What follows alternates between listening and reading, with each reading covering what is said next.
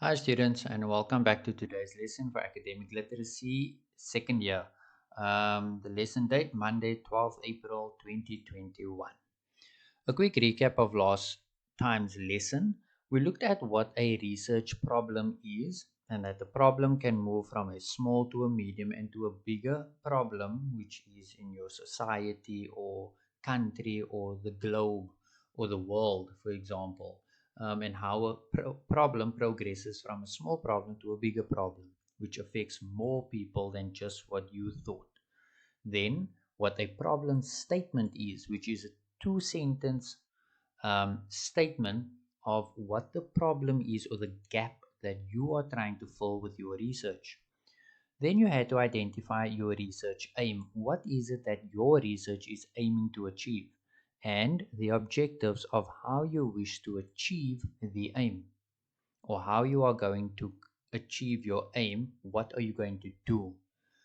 Then you had to identify your MRQ, your main research question. What is that question that is going to guide your research and your investigation? And then your sub questions that are going to help you answer the main research question. And finally, how do you tie all of these together, which was known as the golden thread? So the link between your research problem, your title, your aim, your objectives, your MRQ, and your sub Qs. What was that link that will make a reader follow from start to finish and know exactly what you are researching and your outcome? Your task for last week, which is called a build up task, which we are building up towards the 30th of April, was to provide the problem of your research plus your problem statement. You had to also identify the aims and objectives, your main research question, and your sub question. And that had to be in your task document. Now remember, last week you received a task document, which is this document you see now, but there was two tables. You only had to focus on the first table, which was to indicate your title, to indicate your introduction and background. Now this was a previous task that you had to do.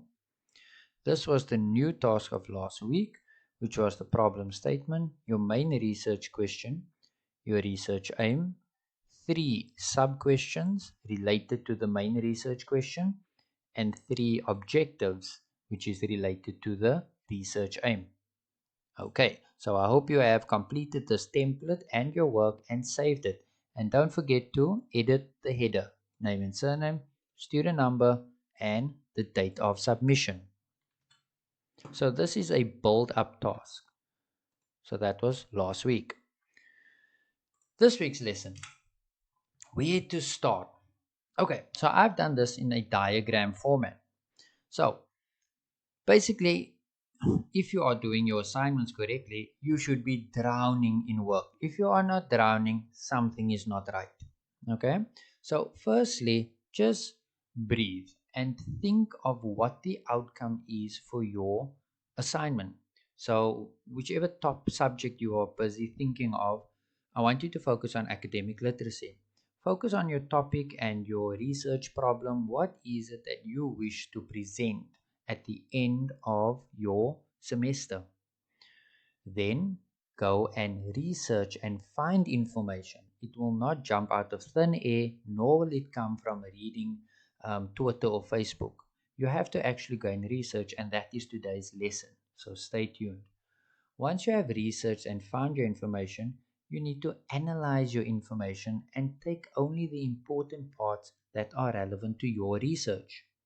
Once you have taken all the little parts that are relevant to your information, to your research, you have to start building and organizing your information. Once you have built and organized all your information into a proper logical flow, remember our previous lesson on moving from your left brain to your right brain, from your creative to your logic? This is it. So now you are placing things in a logical order and organizing your thoughts. Once you have done this, go sleep. The next day, re-look at your work, and then you have to start rethinking, reviewing, revisiting, redefining. So re-meaning doing something again. So now you look at the work that you've organized and check, does it make sense? Is it what you want? And then present your work in a neat manner, checking your format, your spelling, your grammar before presenting it, before I open it or any examiner opens up this present and sees what's inside. Okay, so this refers to the neatness and professionalism of your work, your presentation. Okay, so where do you find information? Remember, we said we're not looking on Twitter, Facebook, U magazines, Huisgenoot. Those are not reliable sources. You have to find information on peer reviewed or research quality databases. And these are a few examples of databases. So you have EBSCO host, for example, Emerald, ERIC, Science Direct, and the popular one, Google Scholar. Now, these are databases. Now, inside each database, you will find journals. Okay. So, for example, ERIC is the Institute of Education Sciences. So, here you will find journals related to education. Science Direct, as the word says, science. Here you will find journals related to engineering, mechanical, anything to do with science. Let's have a look at how this works. For example, if I must go onto Google and I search for e-learning at colleges, I generally put the letters PDF at the back. Okay, and that will provide me with PDF formats of work. So once I put the search in criteria and I press enter, I will get different results. Now at the beginning, immediately I can see here's the word publication. So you need to be very clued up on certain keywords. Now ResearchGate is another example of a database. Okay, so if I go into ResearchGate, let's click. Great. Here you can see that this is the person and the challenges, the Journal of Theology Education. Okay, so that's long-winded words, but this is a proper academic journal. So here you can download the PDF version, but usually you have to pay for this. Okay, now because you are a student, I'm going to show you where you can access these types of journals for free. But if you scroll down, you will see you get a section called abstract. Now, abstract is basically a very short summary of the whole article. So it gives you the aims, the objectives, the findings. So this is a very quick read to understand, is this article what you want, or it does not serve your purpose. And if you scroll down, you will start seeing the abstract, the keywords that are found in this article. So if I'm doing research on e-learning and I'm looking for Moodle, this one will be perfect because one of the keywords is Moodle. So that means that in this article, there is something on Moodle. There is something on online teaching. So these are keywords that help you identify the type of article. Okay, so this is using Google Scholar, for example, right? Now I'm going to show you how to find these other databases. And because you are a CPUT student, these are the links that you can use to access this platform, which will help you find databases and search for journals and ebooks. Now I'm going to go onto this website. There we go. So here you can see they asked for database search. Here you can see Eric. Eric was one of the databases. So all these databases has been preloaded on CPUT's website and is made available to you as a student, a registered student. So this is the home tab. Here you can search for books. Here you have your databases and journals. So if I click here, it will take me through to this section over here and it's going to show me all the databases. Although it says postgraduate studies, you are able to use it as well. So if I scroll down, there's EBSCO host. That's the one I saw earlier, but that is only to do with medicine, nutrition, public health. So that's of no purpose to you. If I look at Science Direct, it is only covering physical science, engineering, so nothing to do with me. So you have to look for the journal that speaks to your discipline, which is education. So if I look here, EBSCO host is a perfect one because it deals with social sciences, education, computer sciences, and many others. So it has a wide range, but education being the main one that you are looking for. Academic one file, here's also one that deals with education. So you can have a browse through this website, and then once you have identified a journal, you click onto it, and then you use the search bar and type in keywords. Remember keywords? If we go back here, remember there are keywords, so you can search for keywords.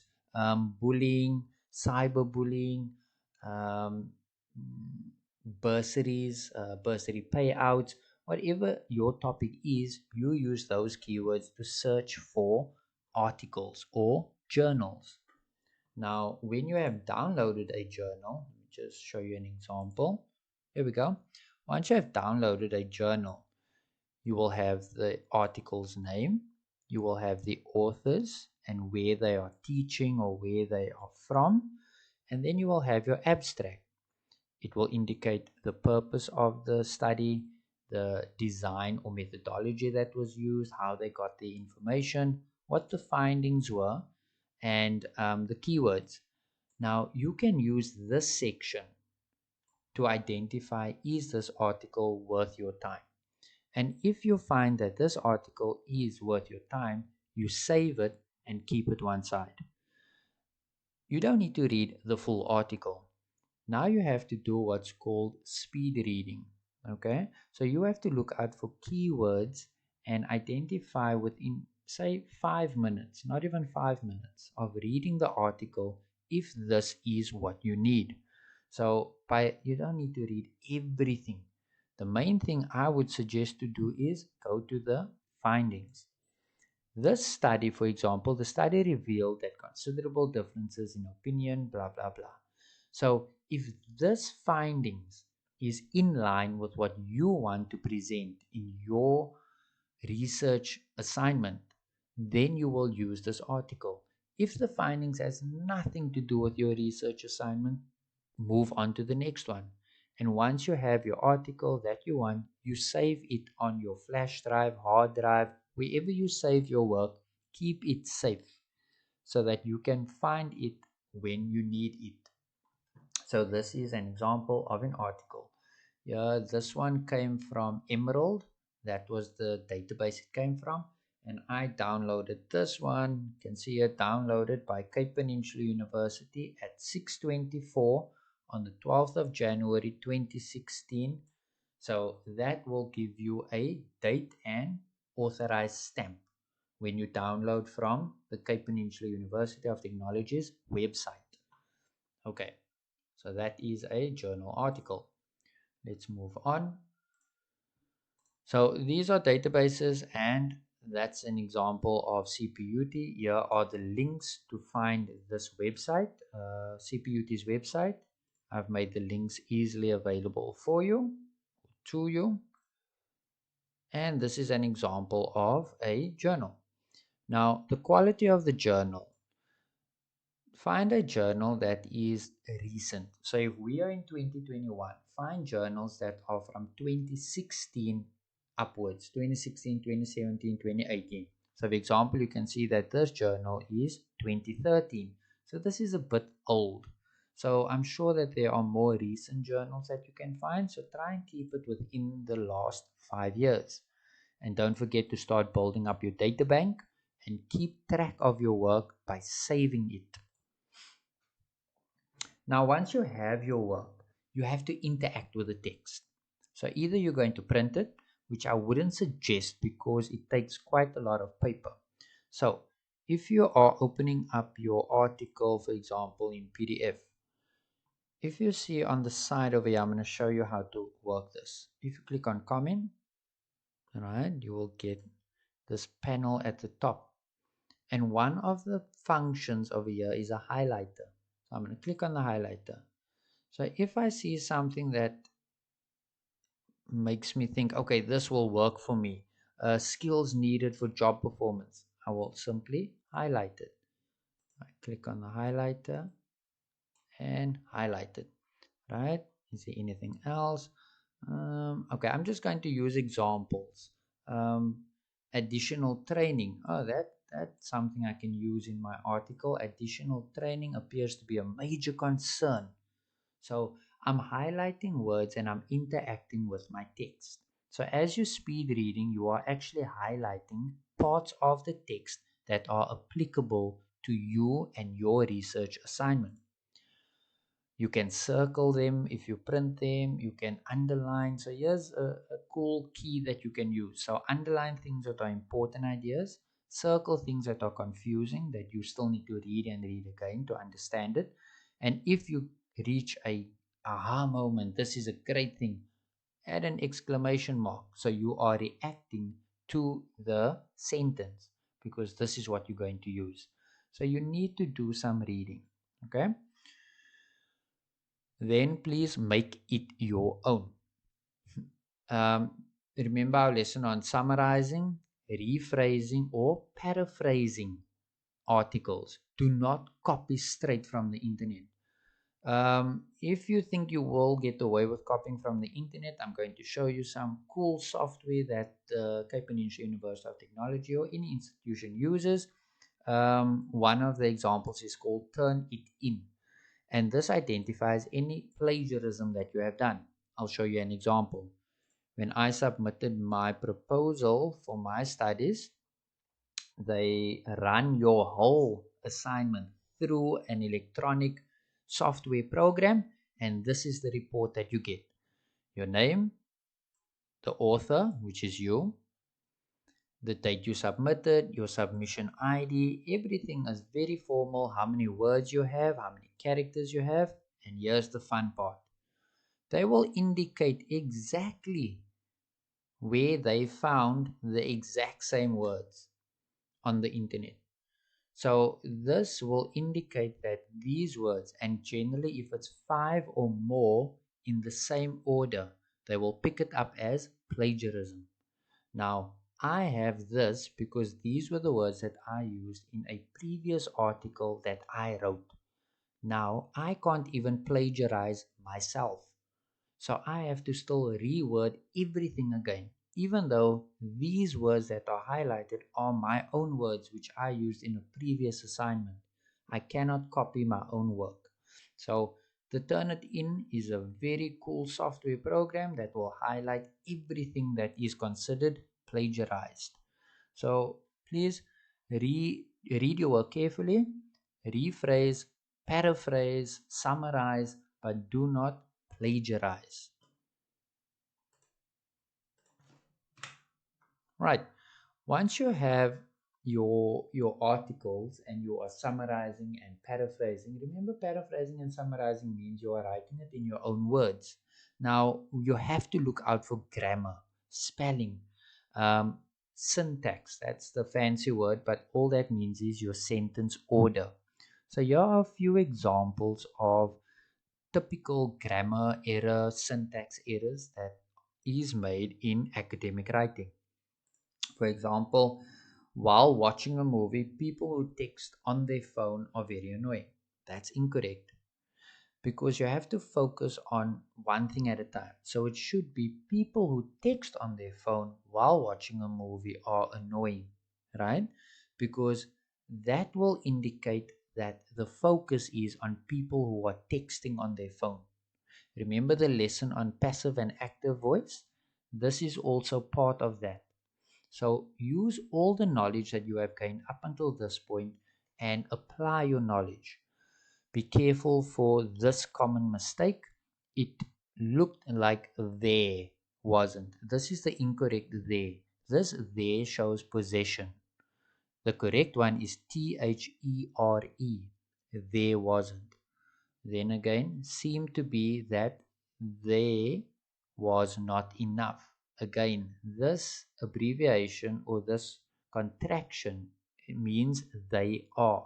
So this is the incorrect word that was used, even though phonetically it sounds correct.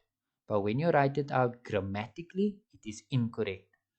Then avoid doing this. All I want to say is that I don't have much to say because I don't have a lot to say. It's one sentence with many words, but it has absolutely no meaning. It's repeating itself, and at the end, I don't understand what I've just read, and it makes no sense or meaning absolutely in whatever shape or form. Then here's another example of correct and incorrect grammar. Here, you can have a fun read through this and see if you can pick up the errors, the spelling errors. Then if you look at this example here, just shaking it around so you can see which one. She likes playing in park and come here every week. That's incorrect. There are certain words that are omitted and grammatically incorrect. For example, she likes playing in the park. So it's a definite article. You can't just say in park because park is a noun and it needs a definite article in front. She likes playing in a park or she likes playing in the park. Then she likes playing in the park and comes here every week. Why comes? Because there is a subject and the subject is she, right? So be careful of these type of grammatical mistakes when you are rephrasing or summarizing your work. On Microsoft Word, whenever you type something incorrectly, for example, spelling mistake, if it is turned on, it will indicate it in red. If it's indicated in a blue underline, that is a grammar error.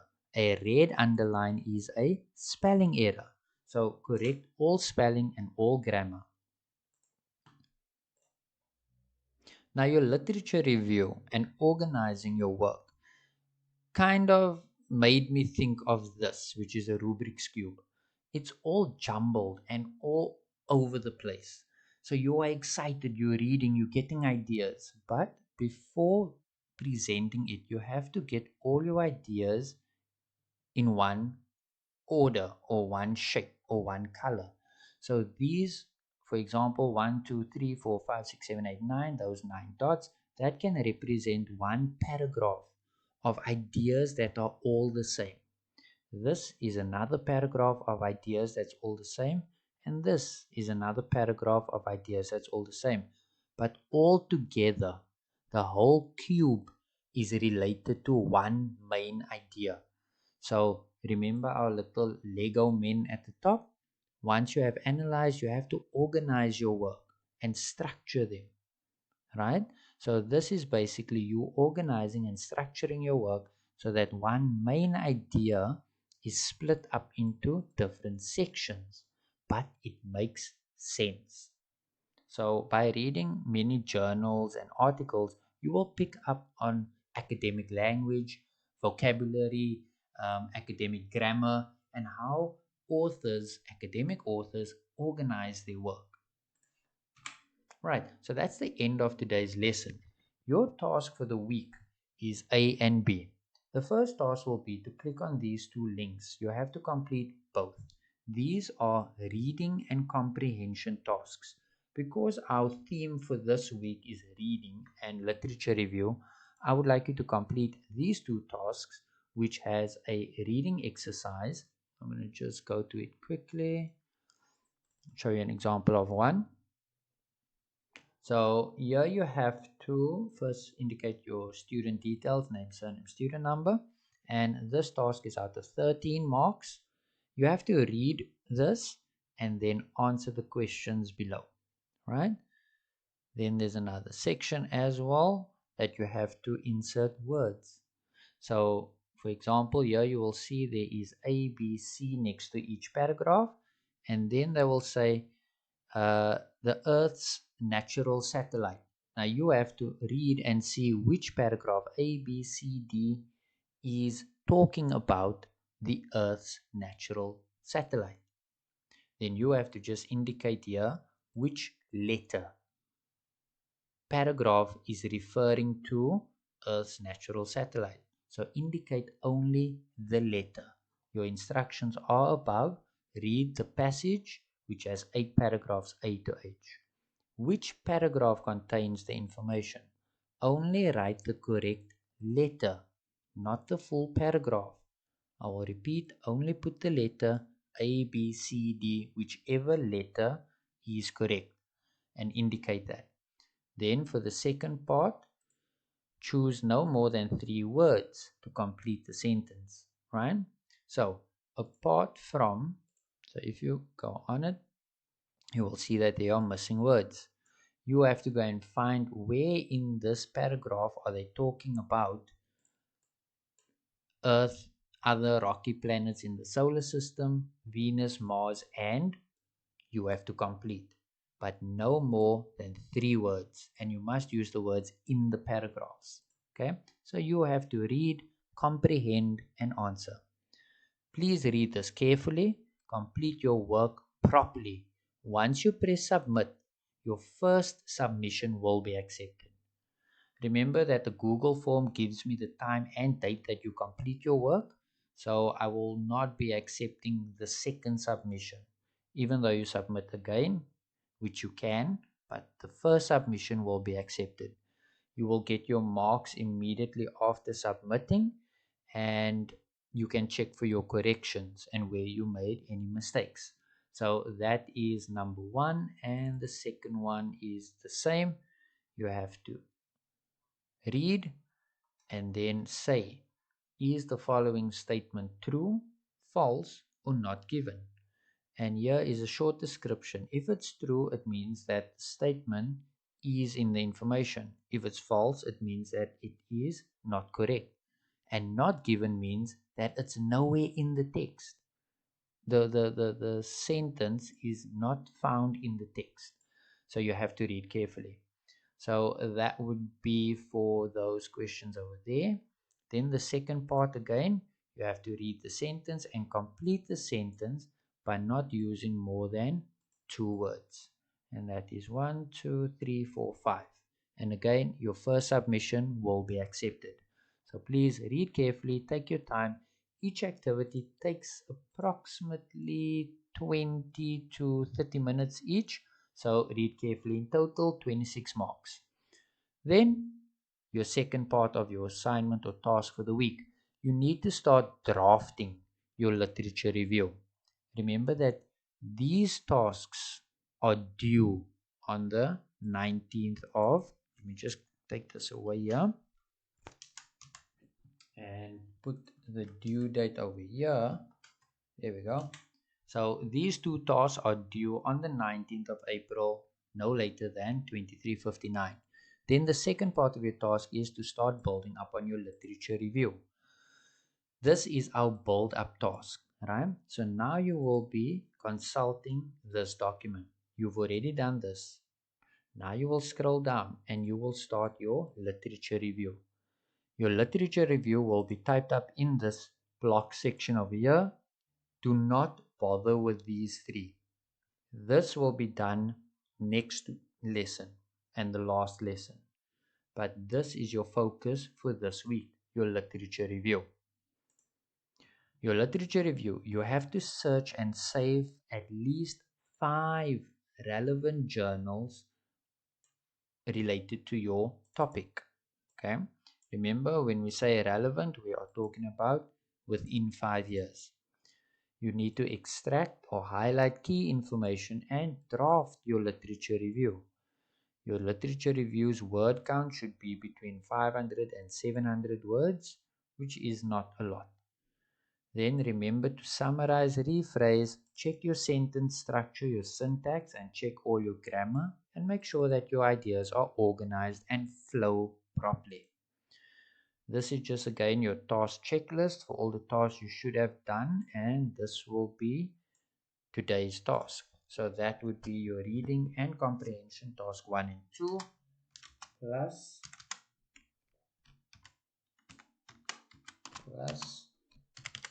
draft Draft review. Okay, so that is your task checklist. Right, thank you for attending today's lesson. If you are watching this video, that's fine. If you are not, if you are using the PDF or PowerPoint presentation, please click on this link that I will provide you with to watch the video version of the lesson to understand it better. I look forward to receiving your queries, tasks, and feedback. And remember, solution before problems or excuses.